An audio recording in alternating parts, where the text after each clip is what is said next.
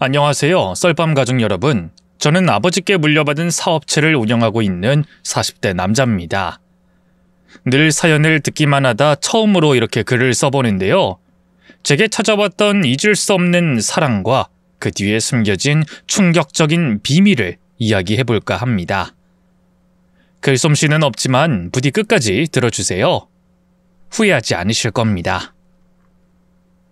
모든 건 몇 년 전 비오는 퇴근길에서 시작됐어요. 그날은 유난히 피곤한 하루였어요. 아침 대바람부터 부모님은 언제 결혼할 거냐면서 맞선을 강요하셨고요. 오후에 있던 거래처 미팅에선 그쪽 직원들과 의견 충돌이 있었거든요.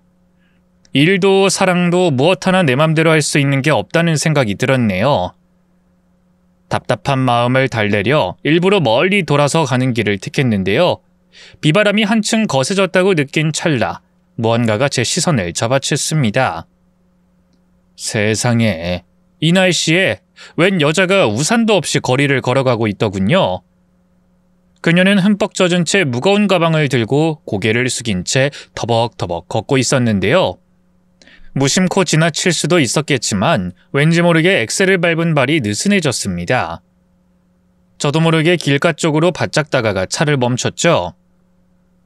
저기요, 우산 없으세요? 제 부름에 그녀는 깜짝 놀란 듯 고개를 들었고 저와 눈이 마주쳤습니다. 그녀의 눈은 무언가에 쫓기듯 초조해 보였어요. 그러면서도 깊이 빠져들게 만드는 묘한 매력이 있었죠. 비도 오는데 어디까지 가세요? 괜찮으시면 태워드릴게요. 저 이상한 사람은 아닙니다. 그냥 모른 척할 수가 없어서. 괜찮아요. 그러지 말고 타세요. 저 진짜 이상한 사람 아니에요. 여기 제 명함도 드릴게요. 허둥지둥 안주머니에 넣어뒀던 명함을 창밖으로 내밀었어요. 잠시 망설이던 그녀가 제 명함을 받아들었고요. 결국 차에 오르더군요. 땡땡역까지만 태워주세요. 감사합니다. 이후 그녀는 조용히 차 안에 앉아 말없이 창밖만 바라봤어요. 저는 어떻게든 대화를 시도하려 했지만 그녀는 대답이 짧았고 제 이런저런 질문에도 묘하게 방어적인 태도를 보였습니다. 그런데 참 이상하죠? 그 모습이 고가워 보이긴커녕 매력적으로만 느껴지더군요. 역 앞에 도착하자마자 그녀는 제게 고개를 꾸벅 숙여 보이고는 그대로 차에서 내리려 했어요. 이대로 그녀를 그냥 보내면 후회할 것 같다는 생각이 들더군요.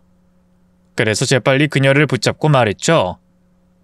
저기, 이렇게 만난 것도 인연인데 연락처 좀 알려주시죠? 제 말에 그녀는 잠시 머뭇거리더니 이내 너무나 충격적인 말을 했습니다. 저 따로 핸드폰 같은 거 없어요. 지금 고시원에서 지내고 있어서 집 전화도 없고요. 솔직히 그 말이 믿기지가 않았습니다. 요즘 시대에 핸드폰 하나 없는 사람이 있다니. 아시는 분은 아시겠지만 우리나라 스마트폰 보급률은 80%가 훌쩍 넘거든요. 만약 그 말이 진짜라면 평범한 여자는 아닌 것 같다는 생각이 들었어요. 게다가 젊은 여자가 고시원에서 혼자 지낸다는 것도 뭔가 사연이 있어 보였죠. 하지만 그녀는 그런 자신의 상황을 대수롭지 않다는 듯 담담히 말해 오히려 저만 민망한 기분이 들더군요. 그러시구나. 그럼 혹시라도 도움 필요하면 제 명함에 적힌 번호로 연락주세요. 꼭이요. 그렇게 말하며 서둘러 명함을 다시 건넸는데요. 그녀는 명함을 받아든 뒤 잠시 쳐다보더니 작은 미소를 지으며 고개를 끄덕였어요. 그 미소가 어찌나 쓸쓸해 보였는지 괜히 가슴이 먹먹해지더군요. 그렇게 그녀를 보내고 난 뒤에도 한동안 그녀의 모습이 머릿속에서 떠나질 않았습니다. 흠뻑 젖은 머리카락, 작은 어깨, 그리고 그 어딘지 허망한 눈빛까지 도무지 잊을 수가 없더라고요. 내가 왜 이렇게까지 이름도 모르는 여자한테 신경을 쓰는지 스스로도 이해가 되지 않았네요. 명함을 건넸으니 연락이 올 거라는 기대감도 잠시, 며칠이 지나도록 그녀에게선 어떤 소식도 없었습니다. 저는 일하다가도 한숨을 쉬며 핸드폰만 바라보곤 했죠. 그렇게 한 달쯤 지났을까요? 일이 끝나고 집에서 쉬고 있던 중 낯선 번호로 전화가 걸려왔습니다. 평소라면 받지 않았겠지만 무언가에 이끌리듯 통화 버튼을 눌렀죠. 여보세요? 상대방은 한참 동안 아무 말도 하지 않았어요. 장난 전화라면 끊겠습니다. 하지만 제가 전화를 끊어버리려던 찰나 수화기 너머로 아주 작은 가늘게 떨리는 목소리가 건너왔죠. 저 기억하시죠? 며칠 전에 비 오는 날 저 태워주셨었는데. 순간 심장이 두근거렸습니다. 그날 이후로 잊히지 않았던 그녀의 목소리가 제 귀에 생생하게 들려왔으니까요. 네, 물론 기억하죠. 명함 보고 연락 주셨나 보네요. 네. 사실 이렇게 연락드려도 되나 많이 망설였는데. 그녀의 목소리는 한없이 작고 조심스러웠어요. 뭔가 사정이 있는 게 분명했죠. 괜찮습니다. 편하게 말씀하세요. 제가 도와드릴 일이 있나요? 사실은 오늘 하루 종일 아무것도 못 먹었어요. 배가 고픈데 서울엔 아는 사람도 없어서. 창피한 줄 알지만 혹시 밥 한 끼만 사주실 수 있을까요? 그녀의 말에 순간 말문이 막혔습니다. 동시에 가슴 한구석이 먹먹해졌죠. 얼마나 절박했으면 생판 모르는 남인 제게 이런 전화를 걸었을까 싶더군요. 물론이죠. 지금 어디 계세요? 바로 갈게요. 저 지금 고시원인데 땡땡역 근처예요. 거기에서 잠깐만 기다리세요. 금방 갈 테니까. 전화를 끊자마자 서둘러 집을 나섰어요. 고시원 앞에 도착했을 땐 낡은 간판 아래에서 그녀가 초조한 표정으로 서 있었죠.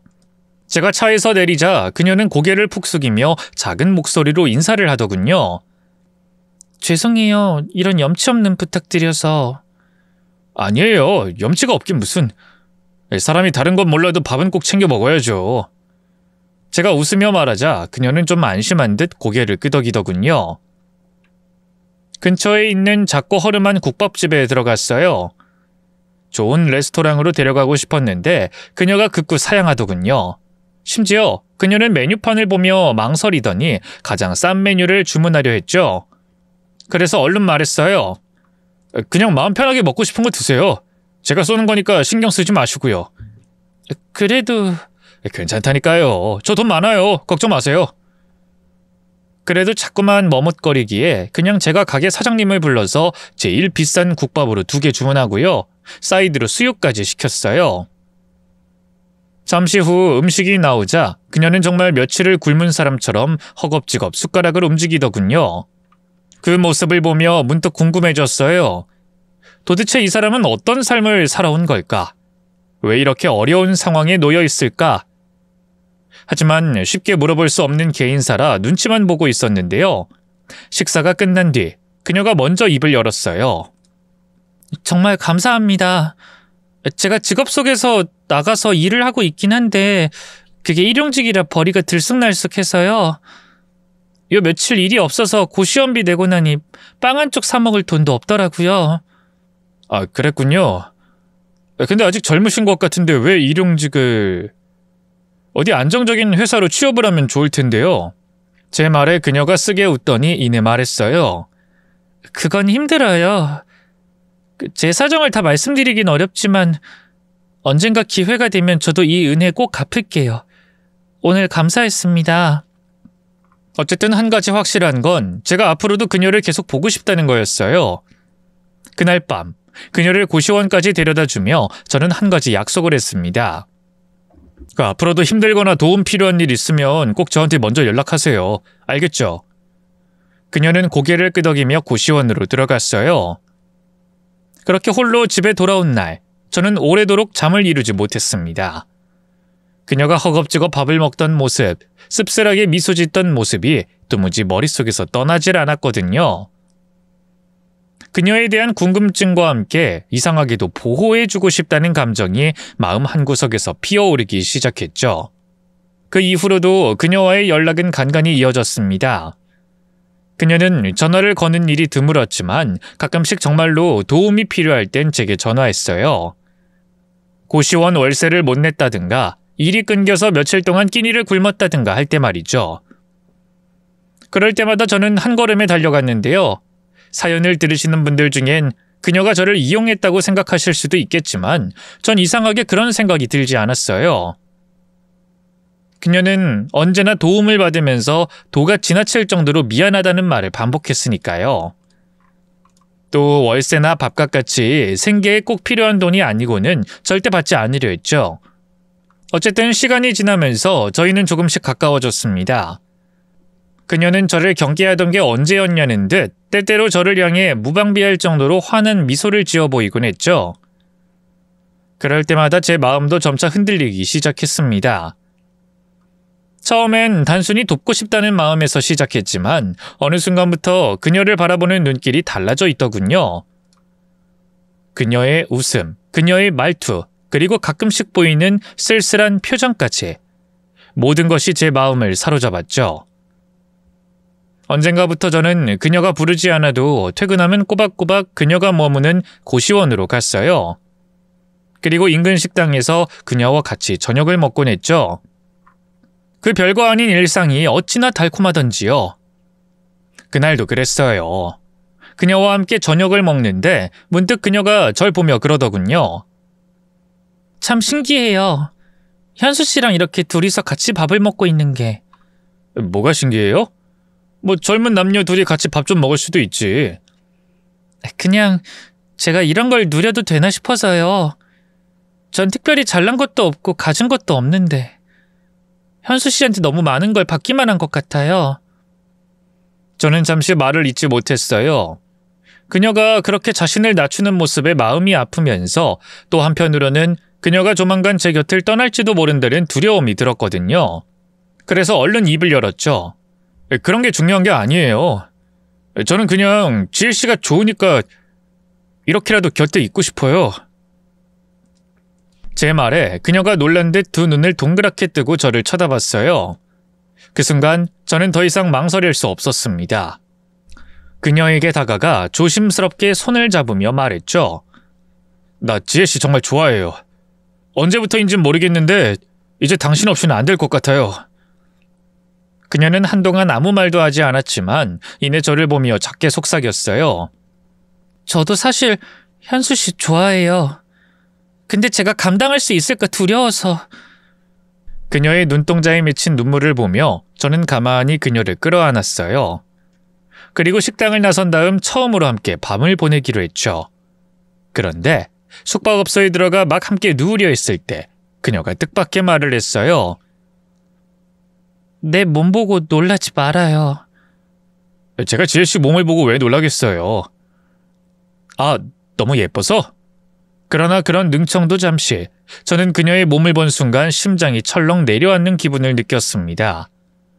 그도 그럴 게 그녀의 몸 여기저기엔 오래된 상처들이 선명하게 남아 있었거든요. 단순히 사고를 당했다거나 어디에 부딪혔다거나 그런 게 아니었어요. 분명 누군가 의도적으로 상처를 준 거였죠. 이게 대체 왜... 제가 충격받아 아무 말도 못하자 그녀가 낮은 목소리로 입을 열었어요. 어릴 때 아버지한테 많이 맞았어요. 아버지는 술만 마시면 저나 엄마에게 화풀이를 하곤 했거든요. 벨트, 숟가락, 빗자루... 아버지 손에 잡힌 거라면 뭐든 다 흉기가 됐네요. 그러다 엄마가 먼저 도망쳤고 저는 아버지와 단둘이 남아서 그 지옥 같은 시간을 버텨야 했어요. 어떻게 그런... 그녀의 말을 들으며 숨이 턱 막혔어요. 그녀에게 사연이 있다는 건 알고 있었지만 설마 이런 끔찍한 가정사가 숨겨져 있을 거라곤 꿈에도 몰랐거든요. 제가 차마 말을 잇지 못하자 그녀가 고개를 떨군 채 다시 입을 열었어요. 아버지가 술병으로 죽은 뒤로는 도망치듯 고향을 떠났어요. 그때부터 여기저기 떠돌며 살았죠. 트라우마 때문인지 사람들이 무서워서 제대로 된 일자리도 가져본 적 없고요. 근데 이상하게 현수 씨는 두렵지 않았어요. 처음부터. 그리고 전 원래 삶에 아무 미련 없었고 그저 편하게 죽는 게 소원이었거든요. 근데 현수 씨 만난 뒤로는 자꾸만 살고 싶어져요. 그녀의 말에 심장이 뜯기듯 아팠어요.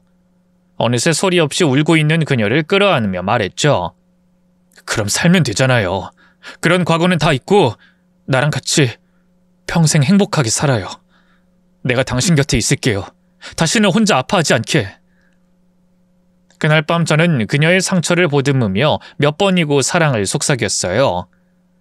이후 저희는 세상에 둘도 없는 연인 사이가 됐는데요. 여자친구는 처음엔 저를 대하는 게 조심스러웠지만 점차 제게 온 마음을 다하기 시작했어요. 여자친구와 함께하는 모든 순간이 행복하기만 했죠. 자연스레 저는 여자친구와의 결혼까지 꿈꾸게 됐고요. 사귄 지 반년 만에 청혼을 했네요. 처음엔 거절했던 여자친구도 제 끈질긴 구애에 결국 고개를 끄덕였죠. 하지만 결혼까지 가는 관문은 쉽지 않았어요. 저희 부모님이 여자친구를 많이 반대하셨거든요. 특히 어머니는 여자친구의 고아나 다름없는 처지와 궁핍한 환경을 마음에 들어하지 않으셨죠. 네가 뭐가 모자라서 그런 애랑 결혼을 하니? 그러지 말고 그냥 너희 아버지 거래처 사장 딸이랑 맞선 봐. 사진 보니까 얼굴도 참하고 너랑 나이도 딱인데 왜 자꾸 싫다고만 해? 어머니, 제가 결혼하고 싶은 건 여자친구뿐이에요. 제발 허락해 주세요. 아, 결혼이 무슨 애들 장난인 줄 알아? 좀 더 네 위치에 맞는 사람을 만나야지. 부모님은 완강했어요. 하지만 여자친구를 향한 제 사랑은 더욱더 굳건했기 때문에 결국 저는 집을 나와 여자친구와 동거를 시작했어요. 자식 이기는 부모 없다잖아요. 그렇게 반년쯤 지나니 결국 부모님도 백기를 드셨고요. 저와 여자친구의 결혼을 허락하셨죠. 신혼생활은 행복했어요. 아내는 그야말로 완벽한 현모양처의 모습을 보여줬죠. 새벽마다 일어나 정성껏 아침을 차리고 저녁과 간식까지 직접 준비해 식탁을 늘 풍성하게 채웠고요. 가정부를 쓰자고 해도 됐다면서 늘 본인이 살림을 도맡아 했어요. 또 제가 퇴근하면 고생했다면서 마사지를 해주고 회사에서 있었던 일도 다정히 들어주곤 했죠. 부모님에게도 참 잘했는데 주말마다 음식을 만들어 시댁에 찾아가는 건 기본이고요. 어머니가 시키지 않아도 먼저 나서서 집안 대소사를 도왔네요. 모든 일을 꼼꼼하고 섬세하게 해내는 아내 덕분에 저희 집은 언제나 화목하고 따뜻한 분위기가 가득했죠. 아내를 못마땅해 하던 부모님도 얼마 안가 마음을 여실 정도였어요. 하지만 한 가지 문제가 있었는데 그건 아내가 너무 집에서만 지낸다는 거였어요. 저는 아내가 얼마나 힘들게 커왔는지 알기에 좀 더 하고 싶은 일을 하면서 자유롭게 살길 바랬거든요. 남들처럼 예쁜 옷이나 가방도 사고 학원 같은 데 다니면서 배우고 싶은 것도 마음껏 배우면서요. 하지만 아내는 늘 집안일에만 몰두했고요. 저희 부모님 댁을 갈 때가 아니면 외출도 잘 하지 않았죠. 보다 못해 아내에게 먼저 제안했어요. 여보, 그러지 말고 학원 같은 데 다녀보는 게 어때? 취미도 만들고 친구도 사귀고. 글쎄, 전에도 얘기했지만 난 낯선 사람들 만나는 게 영 불편해서 별로 배우고 싶은 것도 없고. 왜? 당신 책 읽는 거 좋아하잖아. 글쓰기도 잘할 것 같은데. 글짓기 학원 한번 다녀보면 어때? 난 당신이 좀 더 즐겁게 살았으면 좋겠어. 아내는 처음엔 망설였지만 곧 동네 문화센터에서 글짓기 수업을 듣기 시작했어요. 처음엔 영 낯설어 했는데요. 시간이 지날수록 점점 표정이 밝아지더군요. 여보, 나 오늘 수업 끝나고 친구들이랑 같이 커피 마셨거든? 근데 거기 인테리어도 예쁘고 커피도 맛있었어. 다음에 당신도 같이 가자. 그래. 그 친구들하고는 무슨 얘기했어? 그냥 이런저런 얘기. 글 쓰는 거 어렵단 얘기도 하고 나처럼 결혼한 사람들도 좀 있어서 오늘 저녁엔 남편 밥 또 뭘 차려줘야 하나 메뉴 공유도 하고 그랬어. 진짜? 내 욕은 안 했고? 엄청 했지. 귀 안 간지러웠어? 생전 안 하던 농담까지 하며 웃는 아내를 보며 저는 안도했어요. 학원을 다닌 뒤로 아내의 세상이 점점 넓어지는 것 같아서 제가 다 기분이 좋더군요. 하지만 그런 아내의 밝은 모습은 오래가지 않았어요. 계절이 두어 번쯤 바뀌었을까요? 언젠가부터 아내는 눈에 띄게 생기를 잃었고요. 잘 나가던 글짓기 학원도 피곤하다며 그만둬버렸어요. 자연스레 학원에서 사귄 친구들과의 만남도 점점 줄어들었죠. 그렇다고 해서 예전처럼 열성적으로 집안 살림을 하는 것도 아니었어요. 마치 나사가 하나 풀린 사람처럼 제가 퇴근할 때까지 멍하게 창밖만 바라보곤 했네요. 보다 못해 아내에게 직접적으로 물어봤어요. 여보, 당신 무슨 일 있어? 요즘 들어 얼굴이 많이 안 좋아. 아니야, 일은 무슨. 그냥 요즘 좀 피곤해서 그래. 어디 아픈 건 아니고? 같이 병원 가볼까? 됐어. 아프거나 그런 건 아니야. 나 정말 괜찮아. 제가 아무리 물어도 아내는 괜찮다라는 말만 반복했어요. 하지만 아무래도 이상했죠. 평소에는 늘 다정하게 제 이야기를 들어주던 아내가 제가 말을 걸어도 건성으로 대답할 때가 많아졌으니까요. 심지어 아내는 불안 증세라고 해야 할까요? 작은 소리에도 깜짝깜짝 놀라는 일이 많아졌고요. 밤엔 잠을 설치기도 했어요. 때때로 한밤중에 잠에서 깨어보면 옆자리가 텅 비어있는 때가 많았고요. 걱정되는 마음에 거실로 나가보면 소파에 멍하니 앉아있는 아내를 발견할 수 있었죠. 여보, 왜 그래? 잠이 안 와? 오늘 낮에 커피를 너무 많이 마셨나 봐. 뭐 우유라도 따뜻하게 데워줄까? 아니야, 됐어. 당신 내일도 일찍 나가봐야 하는데 얼른 자. 난 신경 쓰지 말고. 그런 아내에게 도대체 무슨 일인 거냐며 대답을 강요할 수는 없었어요.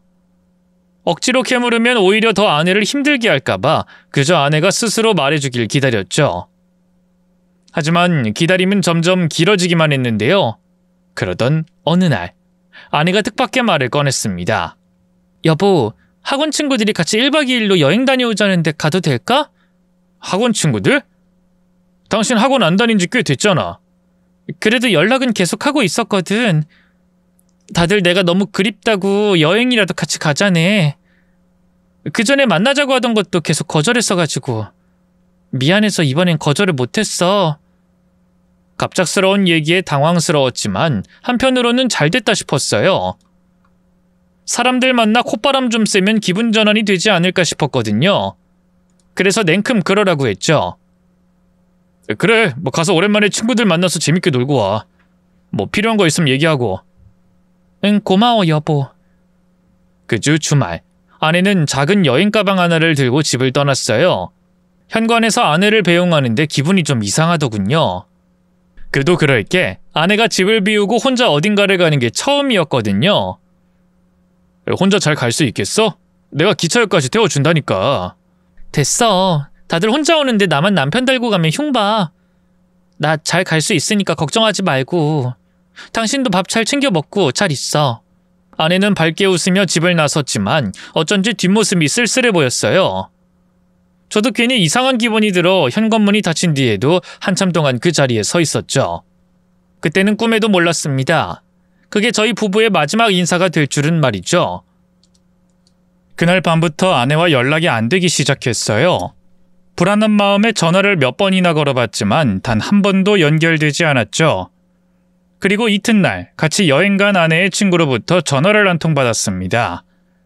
아내가 혼자 고깃배를 타고 나갔다가 사고를 당했다고 말이죠.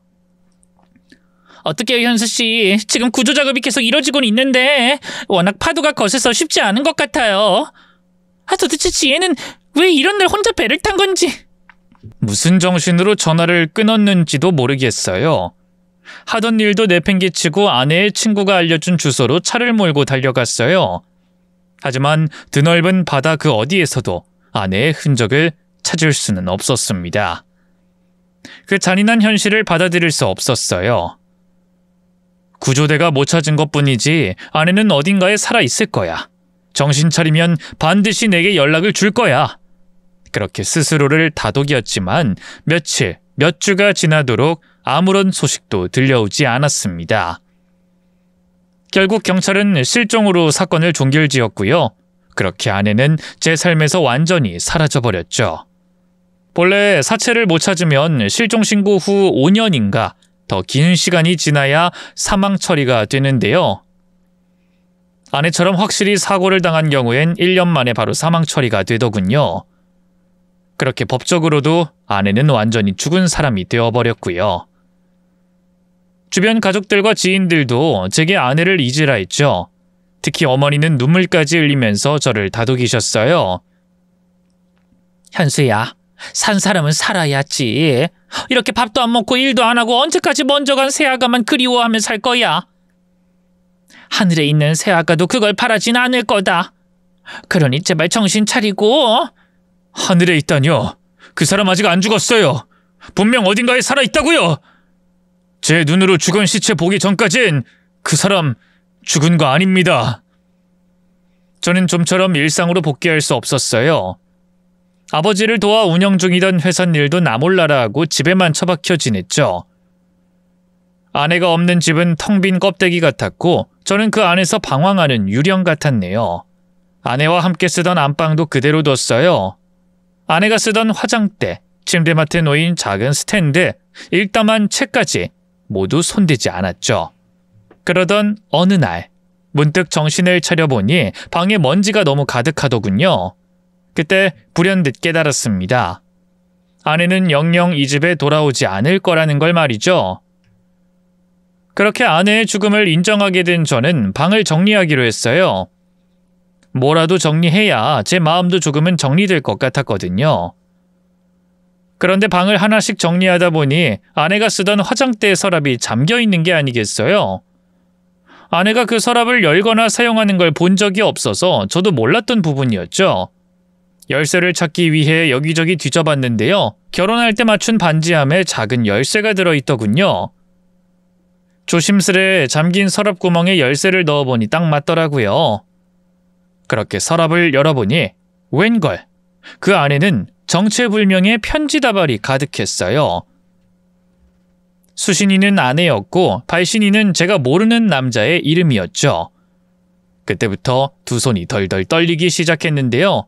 제일 위쪽에 놓여있던 쪽지부터 펼쳤습니다. 2025년 1월 1일 약속한 곳으로 와. 도착하면 아래 번호로 전화하고. 거친 필체로 쓰여진 그 글자를 읽는 순간 머리가 멍해졌습니다. 아무래도 발신인에 적혀있던 그 남자인 것 같은데 도대체 이 남자는 누구길래 내 아내를 새벽 벽두부터 불러낸 건지, 약속한 곳이라는 건 대체 어딘지 머리가 멍해지더군요. 저도 남자인지라 어쩔 수 없이 생각이 하나로 모아지더라고요. 설마 아내가 나 모르게 바람을 피웠나? 하고 말이죠. 그리고 어쩌면 아내가 그 남자와 도망치기 위해서 죽은 척 사고로 위장한 게 아닐까 하는 몹쓸 생각마저 들더군요. 그때가 아직 연말이었던지라 1월 1일이 되려면 시간이 좀 남은 상태였어요. 하지만 약속 장소를 모르니 급습을 할 수도 없고 미치겠더군요. 고민 끝에 저는 쪽지에 적힌 번호로 전화를 걸었습니다.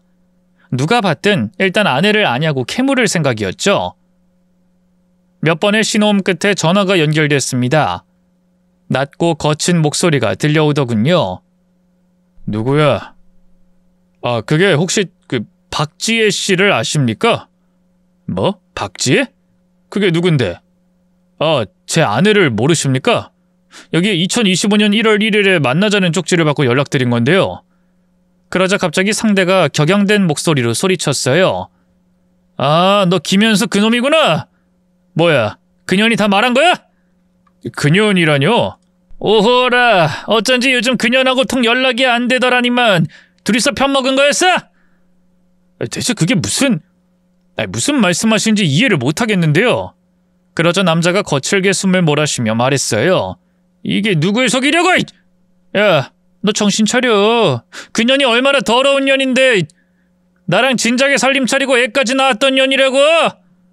네가 생각하는 그런 깨끗한 여자 아니란 말이야! 순간 머릿속이 새하얘졌습니다. 믿을 수 없는 말에 숨이 턱 막히더군요. 무슨 소리라는 겁니까?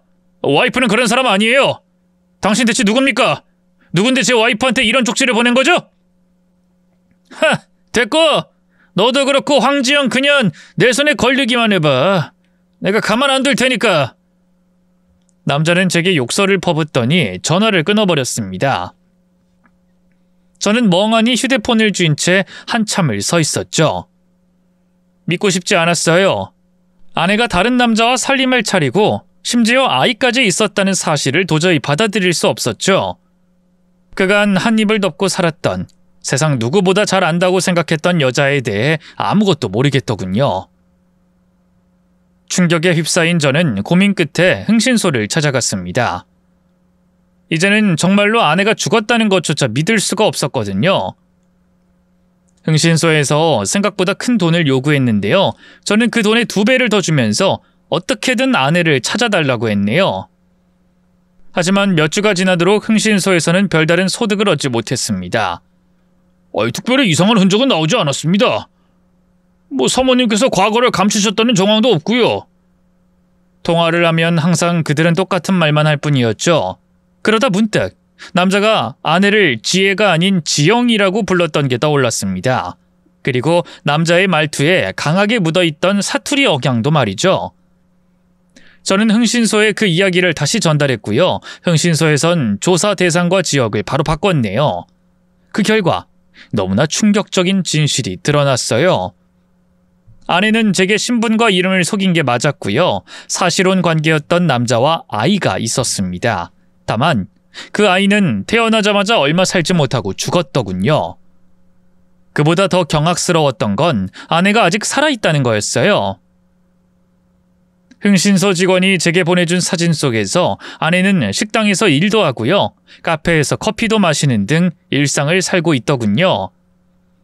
그 모습에 깊은 배신감이 몰려왔어요. 한편으로는 절 버리고 그 남자를 택한 주제, 왜 아직까지 그 남자에게 가지 않고 혼자 지내는 건지 의아하더군요.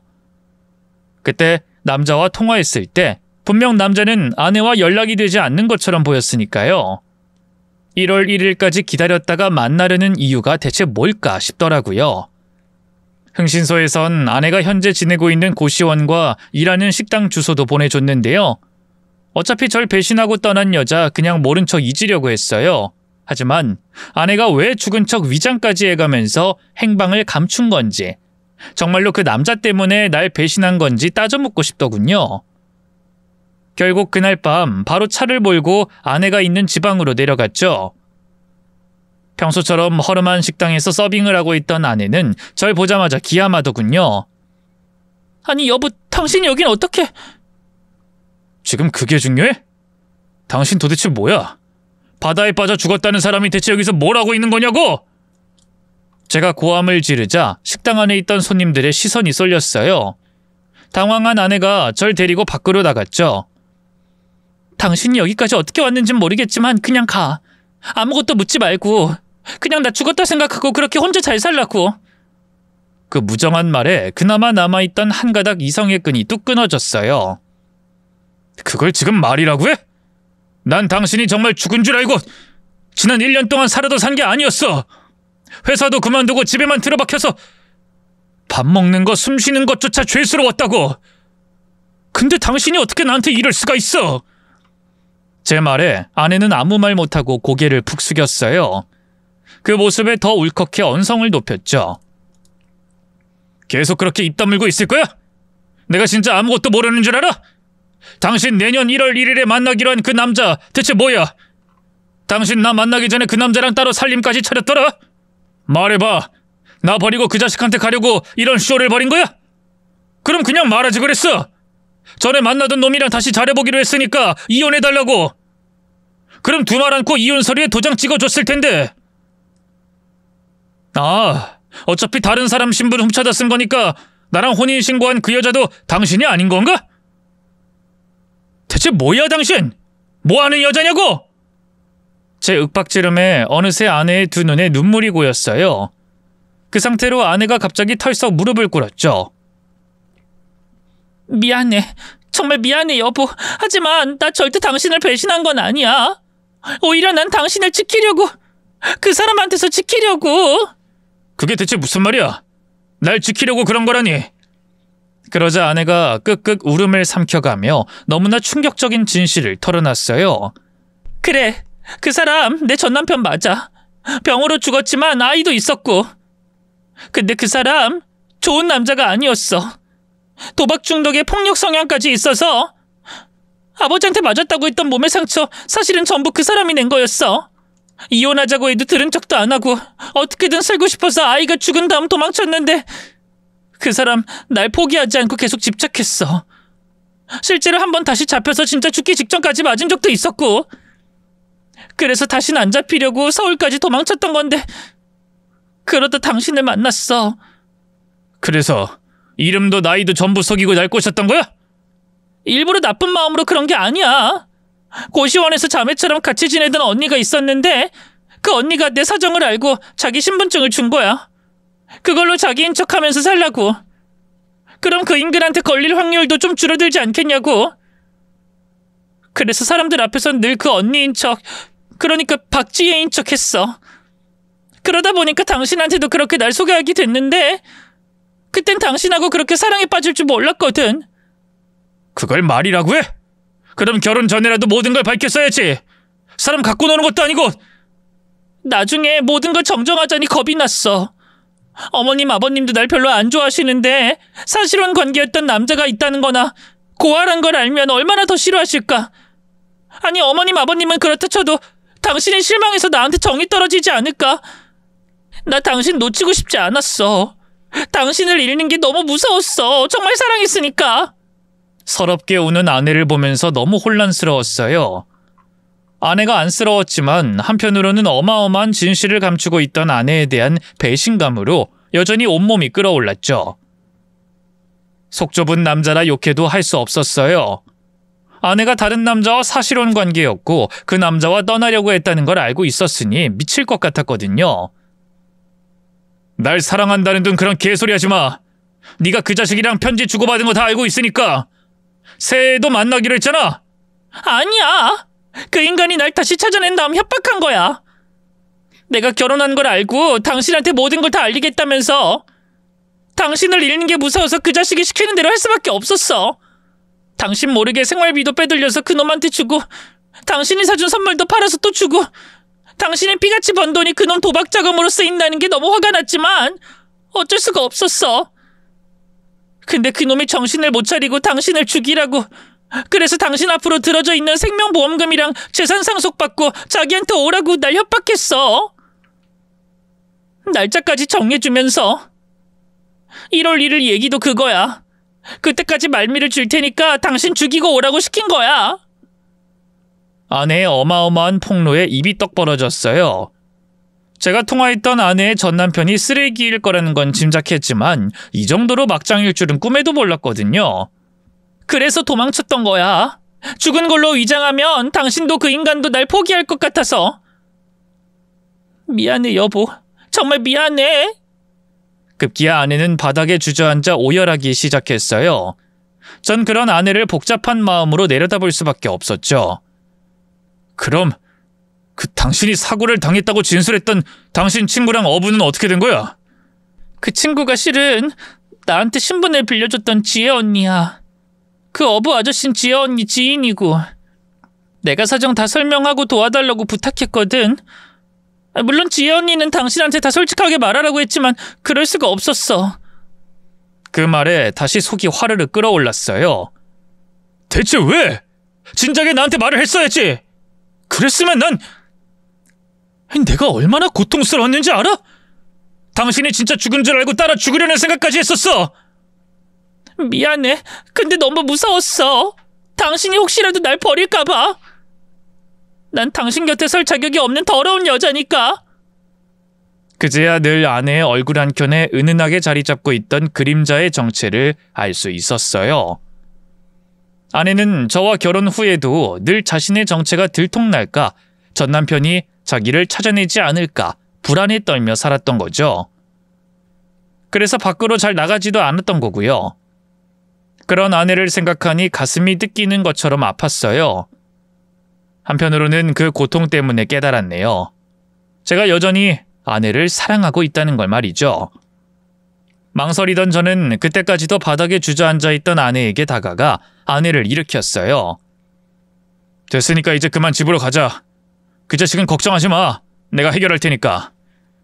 제 말에 아내의 두 눈이 휘둥그레졌어요. 뭐? 집으로 돌아가자고? 그럼 뭐 평생 여기서 살 거야? 당신 그게 무슨 뜻인 줄 알아? 날 용서하겠다는 거야? 착각하지 마. 날 속인 건 절대 용서 안 할 거니까. 그러니까 죽을 때까지 내 옆에서 갚으면서 살아. 그날 아내를 집으로 데리고 돌아오면서 많은 이야기를 나눴습니다. 저는 아내가 부모 얼굴도 모르는 고아이며 지역의 한 보육원에서 자랐다는 걸 알았고요. 전 남편을 만나 얼마나 힘들게 살았는지도 보다 더 자세히 알게 됐죠. 또 아내가 얼마나 절 많이 사랑하고 있는지도요.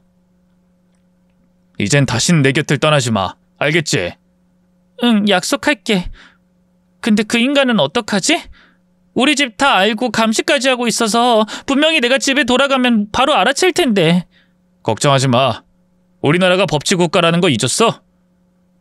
오랜 시간 전 남편으로부터 가정폭력을 당해온 아내는 도가 지나치다 싶을 만큼 전 남편을 두려워했어요. 하긴 그러니까 사고로 죽음을 위장하면서까지 도망치려 했던 거겠죠. 저는 바로 실력 좋은 변호사를 고용하고요. 경찰에 아내의 전 남편을 살해 사주 혐의로 신고도 했습니다. 증거야 아내 화장대 서랍에 있는 편지만으로도 차고 넘쳤으니까요.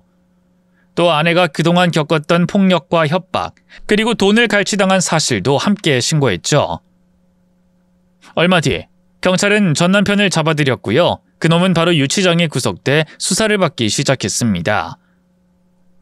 알고 보니 조직폭력배와도 연이 닿아 있는 양아치 중에 양아치라서요. 그동안 크고 작은 범죄를 많이도 저질러 왔더군요. 그 인간이 구속된 채 수사를 받는 과정에서 아내와 저도 경찰서로 호출됐습니다. 경찰은 아내가 피해자로서 진술해야 할 부분이 있다고 했고요.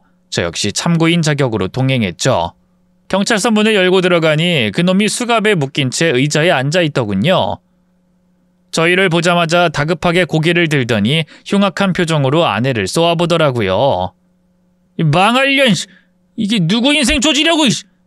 이대로 내가 감옥 들어가면 너 가만둘 것 같아? 출소해서 어떻게든 너 죽여버릴 거야. 알아?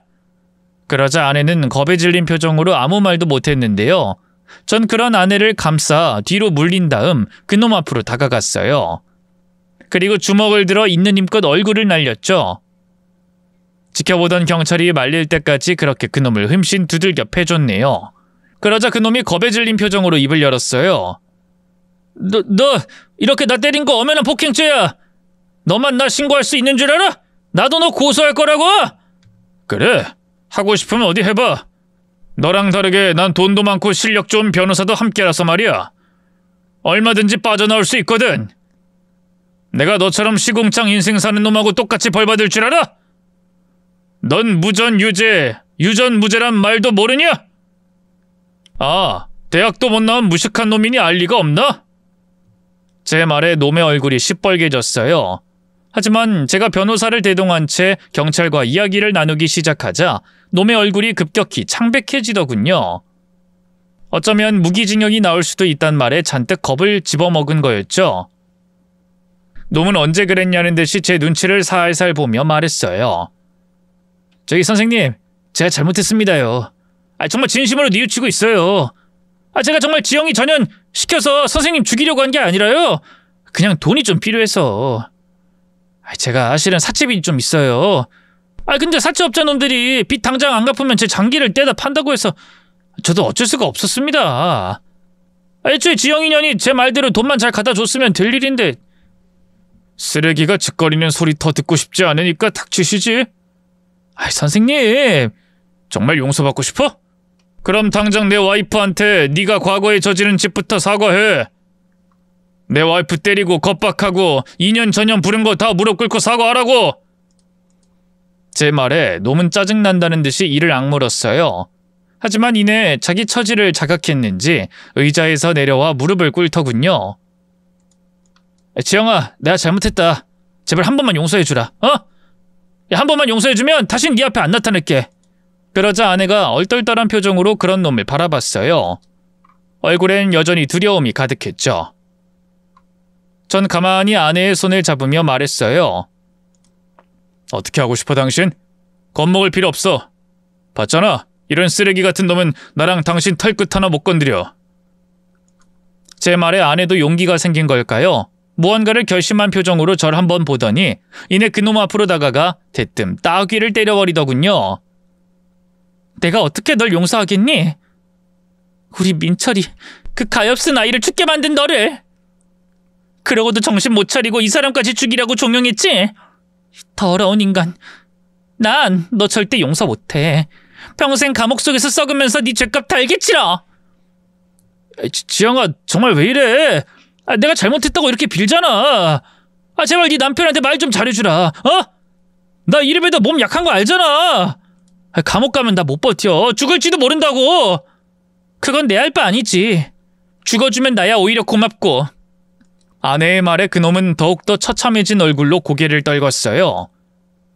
결국 그놈은 법정에 섰고요. 만인의 앞에 그놈의 저지른 만행이 낱낱이 드러났죠. 가정폭력, 갈취, 협박, 그리고 살해 사주까지 이전의 전과 기록까지 더해져서 놈은 꽤나 높은 실형을 선고받았네요. 그놈이 감옥에 들어간 뒤 아내와 저는 다시 일상으로 돌아갈 수 있었습니다. 아내는 더 이상 불안에 떨지 않고요. 이전보다 훨씬 밝아진 모습을 보여주고 있어요.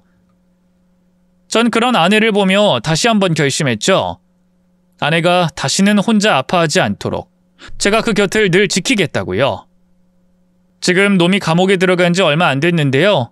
벌써부터 저는 그놈이 출소할 때를 대비해서 변호사와 함께 만반의 준비를 해둔 상태입니다.